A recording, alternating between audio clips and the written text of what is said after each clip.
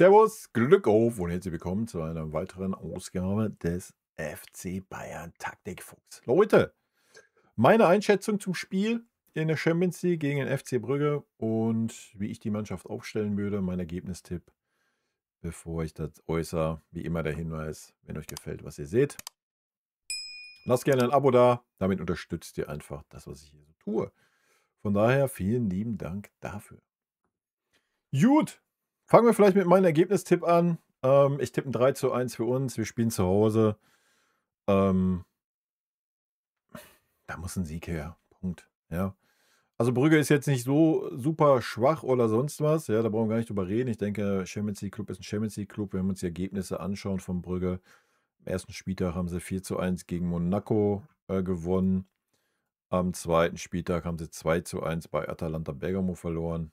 Ja, ich denke, das ist völlig im Rahmen. Ähm, Sollte man nicht unterschätzen, definitiv nicht.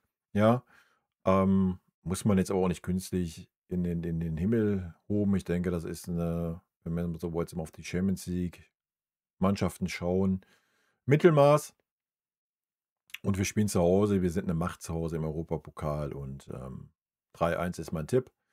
Ich denke nicht, dass es zu 0 ausgeht. Ich denke, wir werden uns auch ein bisschen schwer tun, weil ich gehe davon aus, dass einige Wechsel kommen, dass es eine Rotation gibt. Ähm, Ich würde das auch machen, ja. Klar, wir spielen am Samstag dann nur in Anführungsstrichen in Gladbach, die gerade nicht einen guten Lauf haben. Die haben aber auch nichts zu verlieren. Wir haben uns auch immer schwer getan in Gladbach. Und ja, man sollte schon gucken, dass man den ganzen Bums ein bisschen durchmischt, ja, den Kader, die Kaderbreite nutzen. Das hat man bis vor der Länderspielpause sehr gut gemacht.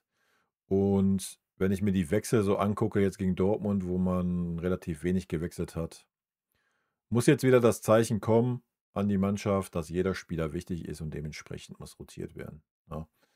Gut, und damit gehen wir am besten direkt einfach mal rein in den Bums, wie ich das Ganze angehen würde. Ähm, ja, im Tor, ich weiß nicht, wie es im Obig aussieht. Wenn Obig fit wäre, würde ich den Obig auch mal bringen. Ja. Ähm, Im Pokalspiel müsste er ja eh spielen, weil Neuer noch gesperrt ist, glaube ich. Ne? Ich weiß aber nicht, ob Obig schon wieder fit ist. Ich glaube nicht. Von daher wird sehr wahrscheinlich ein Neuer werden. Allerdings könnte man halt vielleicht auch sogar dann über 'n Ulle nachdenken, ja, wenn der das Pokalspiel machen soll. Ich weiß nicht, wie es aussieht beim Urbich. Ja, I don't know, werden wir auf der PK vielleicht hören. Ich nehme das Video hier gerade vor der PK auf, das nur zur Info. Von daher, ja, ich würde den Ersatz ruhig mal 'n Spiel gönnen jetzt. Ich denke, Manuel Neuer gegen Dortmund hat er nicht viel zu tun gehabt. Aber sehr wahrscheinlich wird es darauf hinauslaufen, dass man in der Champions League auf jeden Fall noch mal auf Neuer setzt und dann vielleicht, am Samstag vor dem Pokalspiel vielleicht dann mit dem Ersatztorwart mal ein bisschen Spielzeit gibt. Ich weiß es nicht. Also, sehr wahrscheinlich wird Neuer drauf auflaufen. Sollte 'n Obich fit sein, würde ich 'n Obich bringen. Gut, Innenverteidigung, ähm, fangen wir damit vielleicht mal an. Bup, bup, bup, bup. Ja, bei mir würde auf jeden Fall Minjay starten und der es am ehesten braucht, ja, das ist mir eigentlich Wurst, ob es ein Tah ist, ob es ein Upamecano ist. Ich denke, Jonathan Tah ist noch mal 'n bisschen mehr der Führungsspieler. Ähm, ja, aber einfach, dass Minjay reinkommt, ja, dass einer von den beiden mal ein bisschen Pause kriegt und man kann den anderen ja auch zur Halbzeit wechseln dann, ähm, von dem, der nicht spielt, neben Kim oder so zur 60. rum, warum nicht, ja. Ich denke, das ist auch ein wichtiges Zeichen an Minjay, auch dass er weiterhin nah dran ist, ja. Nicht, dass man ihn jetzt irgendwie komplett außen vor lässt. Genau. Rechte Seite, ja, rechte Seite ist natürlich schwierig. Ja, Boe muss da durch, sagen wir, wie es ist. So, ich glaube, der war nicht bei der Länderspiele, oder? Ich glaube nicht, dass er irgendwie nominiert ist für Frankreich. Ähm, von daher sollte er auf jeden Fall fitter sein wie der ein oder andere und ja, Vollgas durch. Linke Seite, ja, linke Seite ist natürlich jetzt ein Thema. Hm, Weiß nicht, wie es mit dem Guerrero ausschaut von der Fitness her, aber ich denke, auf der linken Seite ist er eh nicht wirklich eine Alternative. Ähm, Frage ist, wie es mit Stunny aussieht. Ja, ich denke irgendwie, wenn er voll mittrainiert hat, wird das vielleicht eine Option sein. Weiß ich leider auch noch nicht, von daher wird es sehr wahrscheinlich ein Conny Leimer werden und man kann dann auch 'n Stunny, einwechseln, ne? Also, wir können's andersrum machen. Ich glaube, das macht mehr Sinn. Würde ich auch so handhaben. Ich würde mit Conny anfangen, aber Conny muss dann nicht unbedingt durchziehen, ne? Weil auch Conny wirkte schon sehr müde, ähm, so ab der 60. gegen Dortmund, auch wenn er 'n Mentalitätsmonster ist. Von daher haben wir auch nicht so viele Änderungen in der Viererkette. Fangen wir erst mal so an. Und sollte der Bums relativ schnell in 'ne richtige Richtung gehen, ja, kannst du dann halt mal 'n Stunny bringen. Also, Stunny ist ja jetzt auch kein Risiko, ja. Wie gesagt, da kommt's ja drauf an, wie weit er halt ist schon nach seiner Verletzung. Gut, in der Zentrale muss auf jeden Fall 'n Tom Bischof auflaufen, da brauchen wir gar nicht rumdiskutieren, ne? Ähm,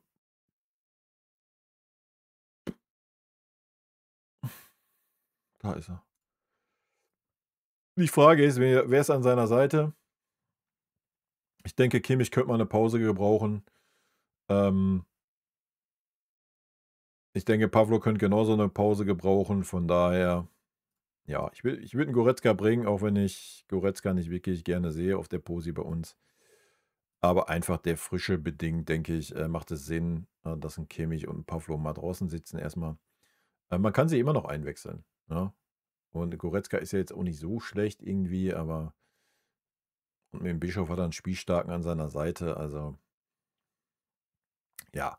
Wie gesagt, würde ich nur bedingt der Frische machen. Klar könnte man auch sagen irgendwie: „Komm, beste Kapelle drauf“, verstehe ich auch, ist eigentlich auch eher so manchmal meine Herangehensweise. Aber du kannst halt auch nur fünf Wechsel machen in 3 Zeitfenstern, also 4 Wechsel. Einen musst du eh immer offen halten für eine eventuelle Verletzung. Von daher, ey, wir haben den Kader, du musst den Kader mitnehmen, Punkt. Ja, ganz einfache Kiste. Gut, ähm, ja, um Harry Kane kommen wir leider nicht drum herum. Ich würde ihn spätestens zur 60. Minute auswechseln, egal wie es steht. Da brauchen wir nicht drüber reden, ja. Die Frage ist, wo wird er auflaufen? Das hängt davon ab, ähm ja, wie fit ist 'n Serge? Ja, auch das weiß ich noch nicht. Von daher stelle ich erst mal 'n Jackson vorne rein. Ähm, Man hat's gesehen, ich denke, 'n Jackson wird auch nicht mehr Luft haben wie für 60 Minuten. Ja, das war gegen Dortmund schon so. Ansonsten, ich würde ihn auf ich wie gesagt, war jetzt kein gutes Spiel gegen Dortmund, hat es aber auch schwierig gehabt. Ich habe das für mich auch 'n No-Brainer, ihn da reinzuwerfen, ja. Gut, vorne würde ich sehr wahrscheinlich erst mal händeln, ähm dass ich mit 'n Diaz und 'n Olise starten würde. Ja. Ich würde den ersten von beiden, egal wie es steht, würde ich zur Halbzeit wechseln, ja. Also, ich würde 'n Michael zur Halbzeit rausnehmen, Lennart Kahl bringen. Wenn das Ergebnis gut steht, kannst du auch gleich die andere Seite mitwechseln und, bringst 'n Winston Mike da rein. Fertig. Ja, Bums. So. Harry Kane, wie gesagt, auch spätestens zur 60. raus. Ähm, Musst du halt gucken, was die Alternative ist, ja. Wie gesagt, wie es mit dem Serge ausschaut und so weiter. Ich kann mir aber auch sehr gut vorstellen, dass 'n Kompany 'n Olise vielleicht sogar erst mal ganz rauslässt und mit dem Lennart Kahl beginnt, was auch fein ist. Aber, da ich schon die komplette Zentrale gewechselt habe, würde ich vorne erst mal mit den besten 4 beginnen, die erste Halbzeit feuerfrei. Ja, da musst du halt die 2, 3 Hütten machen und, zur Halbzeit kannst du dann schon zwei vorne tauschen und gut ist. Also, ich denke, so 'n Bischof und Goretzka, die sollten durchspielen können, ja. Also, wo sind die jetzt grade? Ich meine, gut, Goretzka war auch bei der Nationalmannschaft, Bischof bei der U21, glaube ich, aber trotzdem. Wir waren jetzt gegen Dortmund nicht so gefordert, also die sollten da locker durchspielen können. So, das bedeutet, du wirst 3 Wechsel vorne machen müssen, ja, und du wirst 'n Wechsel hinten in der Innenverteidigung machen müssen und eventuell noch 'n Conny Leimer, je nachdem. Ja, Du kannst natürlich auch sagen, du fängst mit Lennart Kahl an. Je nachdem, wenn Stunny fit ist, fängst du mit dem Stunny an. Ist auch fein, dann sparst du dir schon mal 2 Wechsel, ja. Kannst du auch machen. Ansonsten, je nachdem, wie es aussieht, haben wir natürlich hier noch den Guerrero, ja, der ja wieder am Training teilgenommen hat. Wie gesagt, so ab der 60. denke ich, wäre das auch fein, dass du dann Heavy rausnimmst und dann den Rafa bringst, auf der 10er Posi. Und dann ist auch gut. Ja. Ja. Wie gesagt, das ist sehr random diesmal. Ich denke, du kannst auf den Außen halt auch tauschen. Du kannst auch mit den jungen Joystern anfangen auf Außen.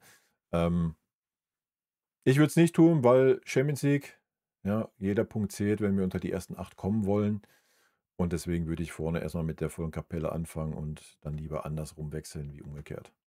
Ja, das wäre meine Aufstellung, Leute. Je nachdem, wie gesagt, ich nehme den ganzen Bums hier gerade vor der PK auf, wenn da jetzt der ein oder andere noch nicht fit ist, aber Abschlusstraining ist eh erst morgen. Also, ja, muss man da eh immer abwarten, immer unter der Prämisse, dass alle fit sind. Ansonsten, ja, die Alternativen stehen hier feuerfrei. Ja, ich freue mich auf das Spiel. Ich denke, es wird nicht so einfach, wie der eine oder andere denkt. Ja, also Brügge ist jetzt nicht so schlecht. Ähm, werden keinen Druck haben, krasser Außenseiter bei uns, können frei aufspielen. Von daher könnte es eine interessante Kiste werden. Und von daher vorne auch mit voller Kapelle erstmal. In diesem Sinne, rot-weiße Grüße gehen raus, haut rein, bis dann. Tschüssi.